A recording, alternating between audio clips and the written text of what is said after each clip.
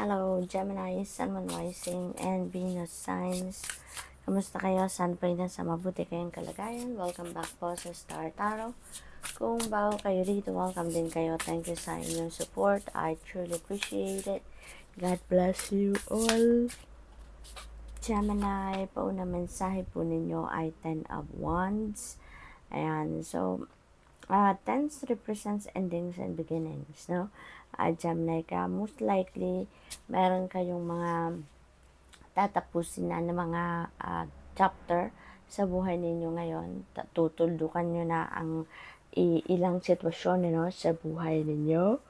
Kasi maaaring nahihirapan na kayo. No? Maaaring nahihirapan na kayo. Kaya, you're going to choose to end that. Kung ano man ito nagpapahirap sa inyo sa ngayon. Handa na kayong tuldukan yan at handa na rin kayong umusad, mag-move forward sa buhay. It could be in any area of life, depende sa inyong sitwasyon. Maaaring trabaho yan, maaaring pamilya, relationship, no? Na medyo nagpapahirap na sa inyo ngayon at tatapusin nyo na yan.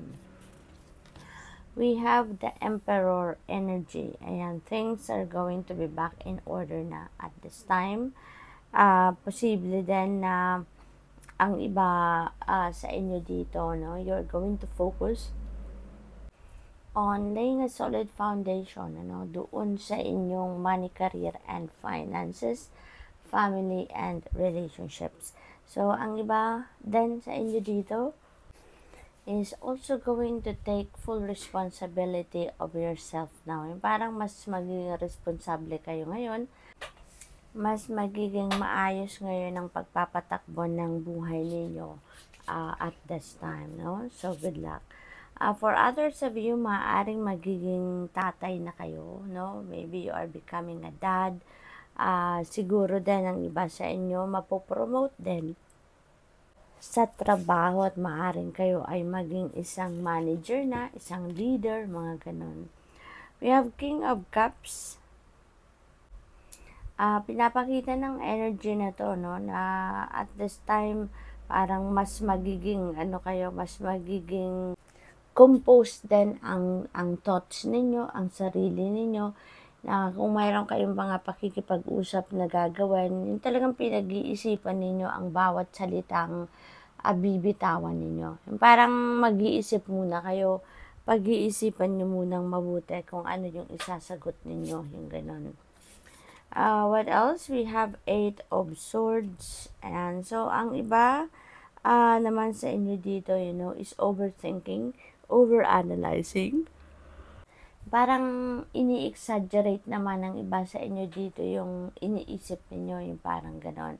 Kaya tuloy, yung parang mas lalo kayong nag-worry, mas lalo kayong napipigilan kung ano yung dapat ninyong gawan dito because na yung bang overthinking and overanalyzing na to the extent na it's holding you back naman, no? Na imbes na maging madali, maging easier yung way na gagamitin ninyo para ma-address ninyo kung ano mang bagay, parang mas nahihirapan tuloy kayo na mag-take action because yung parang sobra-sobra naman yung pag-iisip ninyo, no? To the extent na hindi na tuloy kayo makapag-take action dahil parang natatakot na din kayo para sa sarili ninyo.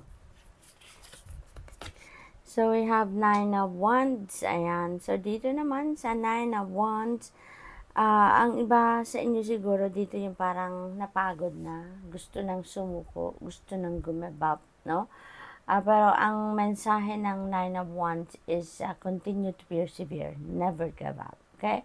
Kahit ano man ang iyong sitwasyon, kung medyo napapagod na kayo, magpahinga lang kayo, step back kayo ng konti at magpahinga.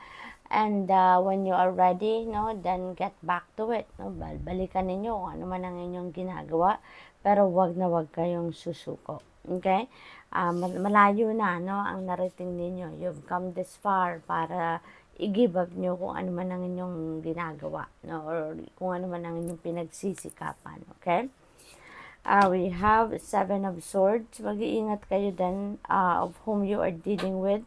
Mag-iingat kayo din sa mga sinishare ninyong impormasyon sa mga tao na nasa paligid ninyo, kasi maaaring yan ay gamitin ng ibang tao para siraan ka, yung gano'n, no? So, be careful kasi maaaring may mga tao sa paligid ninyo na mga liar, cheater, and stealer, at you never know, no? You never know kung sino yung mapagkakatiwalaan ninyo at hindi sa pagkakataong ito. We have Page of Wands. Ayan. So, this is good news coming your way. This is good news na maaring related sa opportunities. Maaring yung mga opportunity na to yung pagkakataon na magbibigay sa inyo ng chance para magawa din ninyo kung ano yung mga gusto ninyo gawin, para ma-express ninyo yung passion ninyo, yung ganun ba, no? So good luck, Gemini. That's all I have for you for today. Thank you for watching. Love and light. Namaste. Hello, Libra, Sun, Moon, Rising, and Venus signs. Kamusta kayo? Sana po'y nasa mabuti kayong kalagayan. Welcome back po sa Star Tarot. Kung bago kayo rito, welcome din kayo. Thank you sa inyong support. I truly appreciate it. God bless you all. O na mensahe ni Libra, we have 8 of Wands. Ayan. So, dito naman, sa 8 of Wands, this is, yung parang, merong sense ng pagmamadali dito, no, sa sitwasyon na to. Maaaring may mga opportunities dito na parating. Maaaring may mga balita din na parating dito related to opportunity to travel, opportunity para sa trabaho, career or business, yung mga ganon ba, no? It could be in any area of life. Yun nga lang, kailangan handa kayo, no? Kailangan maging physically, mentally, emotionally ready kayo, kasi kung ano man ang opportunity na maaring dumating sa inyo ngayon, it might require you, no, to take action right away. Kaya dapat handa rin kayo, no? Maaari din ang iba sa inyo dito may travel, no? Maaring may travel plans kayo, or siguro may opportunity kayo na makukuha ngayon na makapag-travel. We have Queen of Swords. Ayan. So, dito naman parang stricto ang dating ni Libra. Maaaring ang iba sa inyo dito is going to try to convince you na sundin mo kung ano yung sasabihin nila, na mas, alam mo yun, yung parang ititempt ka na mas sundin mo kung ano yung ididikta nila sa'yo kaysa doon sa kung ano yung paninindigan mo or sa kung ano yung pinaninindigan mo, no? Kaya, do not lower your, parang do not lower your standards din para ma-please mo yung iba. Manindigan ka, okay? We have Ace of Cups. Napakaganda nito. This is new beginning energy. Maraming blessings dito ang parating sa inyo, no? Maaring ang iba sa inyo dito will be feeling joyful talaga, happy, yung ganon. Kasi nga, maraming biyaya ang dadating sa inyo. Maraming biyaya ang ibibigay sa inyo. At ang mga biyayang yan,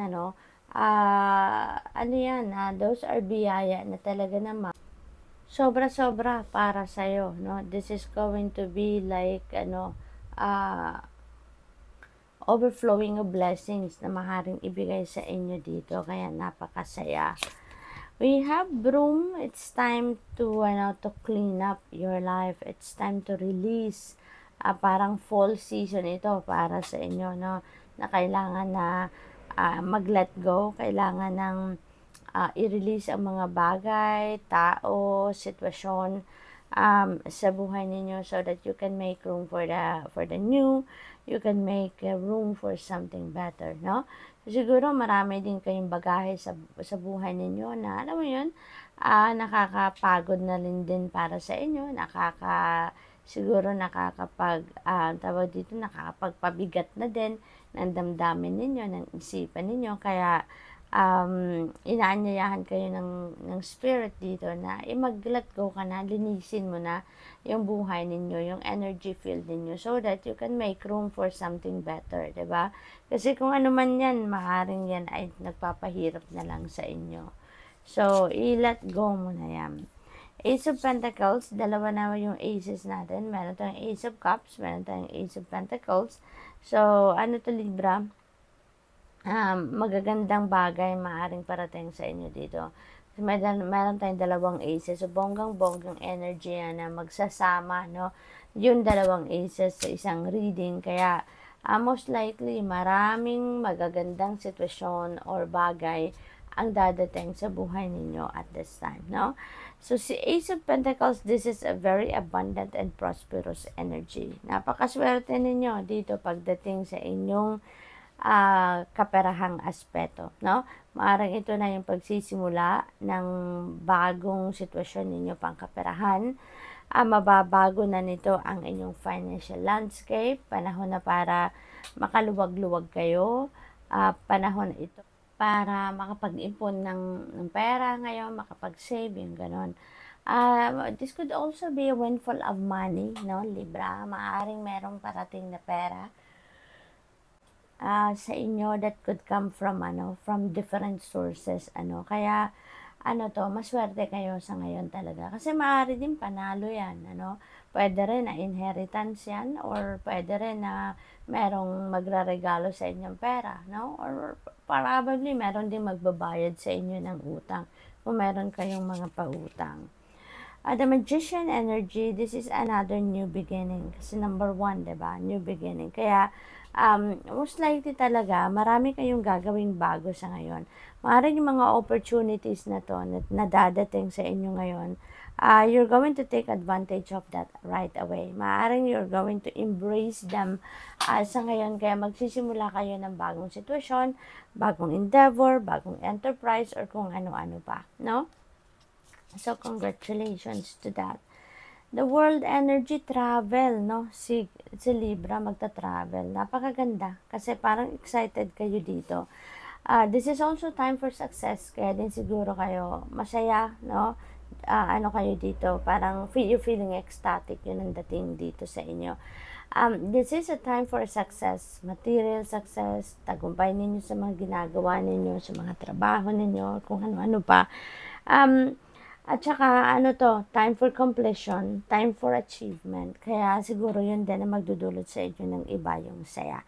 So, you're going to celebrate, no? May celebration ditong mangyayari.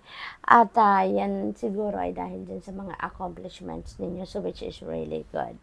So, travel is very imminent for you dito talaga, Libra. So, maaari yung travel na to could be related dyan sa ninyo, could be related dyan sa mga tagumpay ninyo. Maaring merong magbubukas na bagong pinto dito para sa inyo kasi nga this is also an energy of ending and beginning, diba? So maaring magsisimula kayo sa pagtatapos ng mga ginagawa ninyo, may mga maa-achieve at maa-accomplish na kayo. Maaring yung tagumpay na yan magbubukas ng mga bagong pinto, no, para sa bagong endeavor or para sa mga bago ninyong gagawin. So good luck. That's all I have for you for today. Thank you for watching. Love and light. Namaste. Hello, Aquarius, Sun, Moon, Rising, and Venus signs. Kamusta kayo? Sana po'y nasa mabuti kayong kalagayan. Welcome back po sa Star Tarot. Kung bago kayo rito, welcome din kayo. Thank you sa inyong support. I truly appreciate it. God bless you all. Una mensahe ni Aquarius, we have Page of Wands. Ayan. So, dito naman sa Page of Wands, maaaring meron ditong balita about opportunity, no? At ang opportunity na yan, maaaring yan ang magbibigay sa inyo ng chance para magawa ninyo ano yung passion ninyo, kung ano yung gusto ninyo talagang ginagawa. Maaaring related yan sa trabaho, maaari ding related yan sa career, no? Kaya napakagandang balita, no? Ito para sa inyo kasi this will excite you a lot. This is going to give you a chance na ma-express, no? Kung ano man yung mga gusto ninyong ma-express. We have Nine of Swords, Aquarius. Maaaring ang iba sa inyo dito having sleepless nights. Maaaring ang iba sa inyo dito is gigising, no?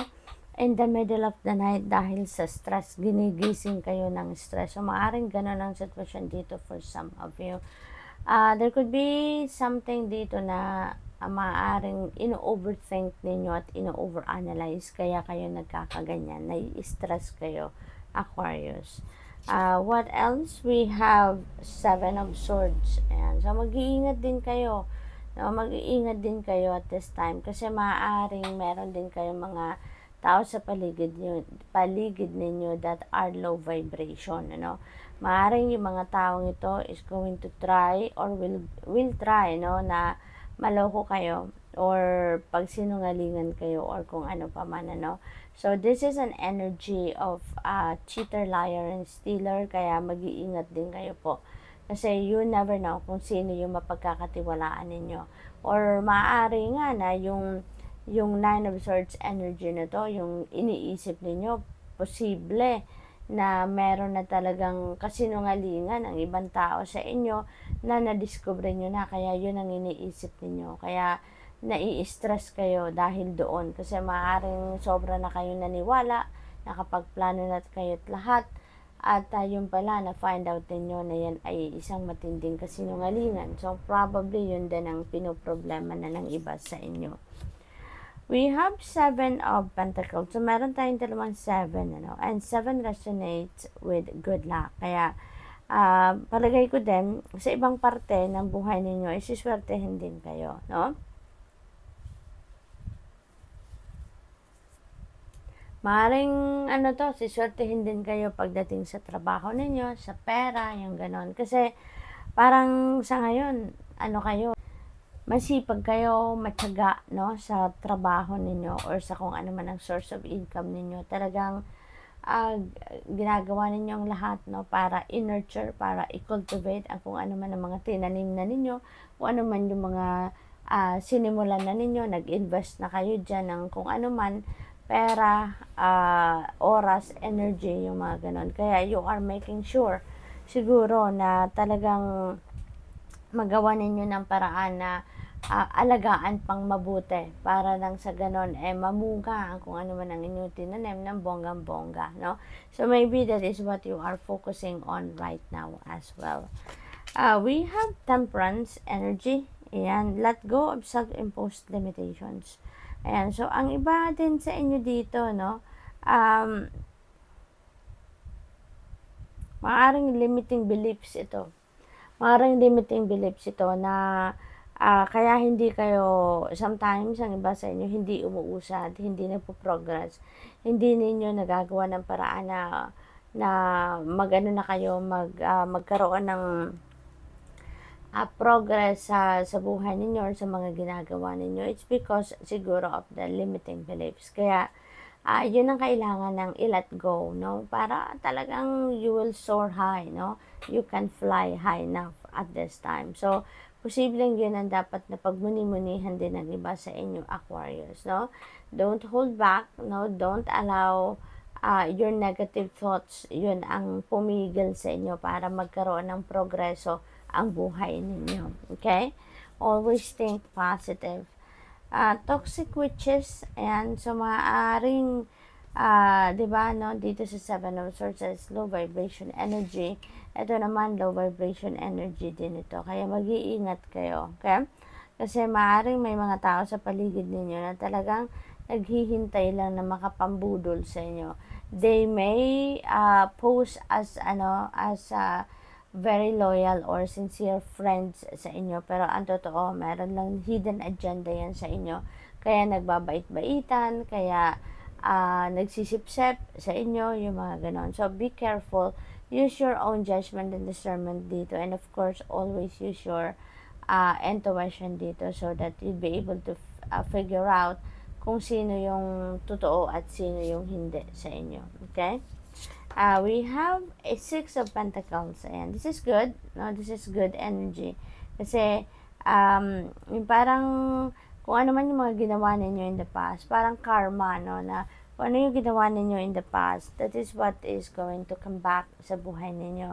So, kung ano man yung mga ginawa ninyo, kung ano man yung mga energy, no, ninyo na nilabas sa universe in the past, yan din ang makukuha ninyo sa ngayon. Yun ang babalik sa inyo sa ngayon. Kaya, kung naging mabuti kayo, magiging mabuti din ang babalik sa inyo sa ngayon. Kung naging helpful kayo, naging compassionate kayo towards other people in the past, ganun din ngayon na matatanggap ninyo. So, good luck. That's all I have for you for today. Thank you for watching. Love and light. Namaste.